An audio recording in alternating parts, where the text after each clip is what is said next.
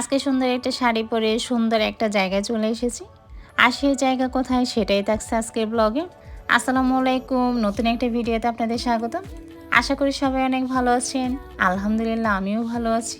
এখানে ব্লগগুলোকে এত সুন্দর করে রং করেছে, দেখতে অসাধারণ লাগছে। তার মাঝে মাঝে হাঁটতে বেশ ভালোই লাগছে আমার। তাছাড়া এখানকার এই পরিবেশটাই পুরোপুরি অন্যরকম দেখাচ্ছে।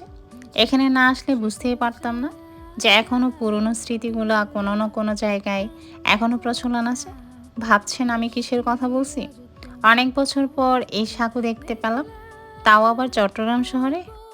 এসব সাঁকো সচরাচর এখন দেখা যায় না। আগে আমরা গ্রামে দেখেছি, গ্রামে এখন সাঁকো তেমন একটা দেখা যায় না। যাক বাবা, সাঁকো পার হতে যত দূর যাচ্ছি ততই অবাক হচ্ছি, কারণ জায়গাটা যে এত সুন্দর দেখাচ্ছে। এরকম একটা জায়গায় না আসলে সেটা দেখার হয়তো জানা হতো না। দেখা যাক সামনে আর কি কি দেখতে পাই। এখানে এসে দেখতে পেলাম একটা রেস্টুরেন্ট রয়েছে, তার পাশাপাশি বসার জন্য ছোট ছোট কুটিরও বানিয়ে রেখেছে। তার সামনে দোলনা, তার সামনে ভাঙ্গা নৌকা, সব কিছু মিলিয়ে জায়গাটা ভালোই লেগেছে আমার। তবে এখানে কোনো গাড়ি পার্কিং কোনো ব্যবস্থা নেই। যারা নিরিবিলি জায়গায় বন্ধুদের সাথে আড্ডা দিতে চান তারা এখানে চলে আসতে পারেন। সাঁকো পার হয়েই দেখতে পেলাম বিশাল একটা মাঠ।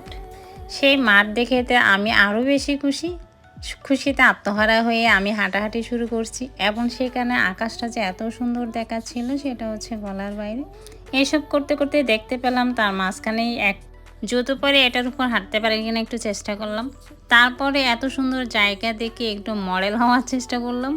তারপরে খোলা আকাশের নিচে একেবারে হাওয়া খাওয়ার জন্য হাত উড়িয়ে দিচ্ছিলাম। অনেক দিন পর এমন একটা জায়গা পেয়েছি, তাও আবার খালি পায়ে হাঁটাটা বেশ ভালোই লাগছে এখানে। তারপরে আজকের ওয়েদারটাও বেশ ভালো ছিল এবং আকাশটাও অসম্ভব সুন্দর দেখাচ্ছিল।